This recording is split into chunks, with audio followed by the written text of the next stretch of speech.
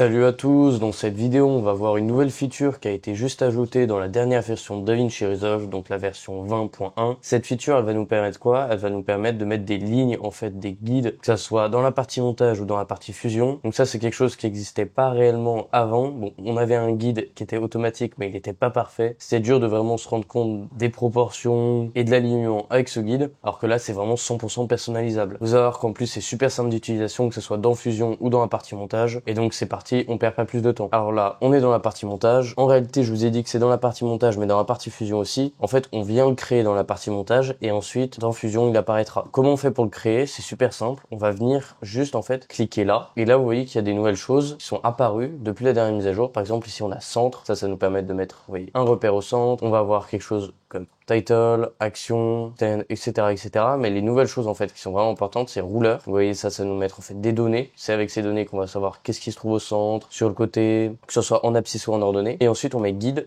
Et quand on met guide, en fait, ça nous permet, si je viens sur le côté ici, vous voyez, de venir tracer une barre jaune. Et cette barre jaune, en fait, on va pouvoir venir la placer à des valeurs qu'on souhaite. Là, par exemple, j'ai envie de placer ça au milieu. Donc, je peux venir placer ça à 0. Je relâche. Et là, je vais avoir mon guide. Maintenant, on a fait ça pour l'axe vertical, mais on va aussi faire ça pour l'axe horizontal. C'est la même chose. On vient juste, en fait, en haut, cliquer. Et là, on va venir sur le 0. Et maintenant, vous voyez, on a quelque chose, en fait, qui se trouve au centre. Si je viens prendre mon autre outil, là, centre, vous voyez que on ne voit plus parce que, justement, les barres jaunes sont par-dessus. Maintenant, on peut venir en placer d'autres. Pour ça, c'est la même chose. On vient là et ensuite, on vient glisser ça. Imaginons maintenant que j'ai envie de placer ça à 400. Vous voyez que là, c'est assez compliqué en fait de venir sur 400 piles. Donc, je peux venir le placer par exemple à 408 et ensuite faire clic droit et là, faire Edit Guide. Et ici, vous voyez, je peux mettre l'orientation verticale horizontale et sinon, je peux venir rentrer la valeur directement. Donc là, j'ai envie que ce soit moins 400. Je fais save et là, tac, il se met directement sur moins 400. Je peux venir faire la même chose de l'autre côté. Je prends un nouveau, je viens par exemple à 470, ça n'a pas d'importance. Clic droit et ensuite Edit Guide. Et là, on vient placer ça donc à 400. Maintenant, c'est bien. Là, on en a fait beaucoup en vertical. On peut faire la même chose en horizontal. Donc, j'en prends un. Celui-là, j'ai envie de le placer par exemple à moins 200. Je relâche, clic droit, Edit Guide. Et là, moins 200. L'avantage avec ça, c'est que vous voyez, là, il se place en horizontal. Mais si j'ai envie de le mettre à moins 200 rapidement en vertical, Edit Guide. Et là, tac, vertical. Et il va placer, vous voyez, ici à moins 200. Maintenant, comment on fait pour importer ça dans Fusion et avoir la même chose? Donc, dans Fusion, c'est super simple. Déjà, on se rend dans Fusion. Et maintenant, en fait, on va venir cliquer sur notre viewer une fois. Et une fois qu'on a cliqué, on va faire CTRL-G. Et là, quand on fait CTRL-G, vous voyez, il y a notre guide qui apparaît, mais il y a aussi le guide dont je vous parlais avant, le guide qui était là avant. Comment on fait si on a envie d'avoir que notre guide ou que le guide qui était avant? On vient faire clic droit, ensuite repère. Et là, vous voyez, on retrouve CTRL-G. C'est parce que c'est le raccourci, donc pour activer ça. Maintenant, vous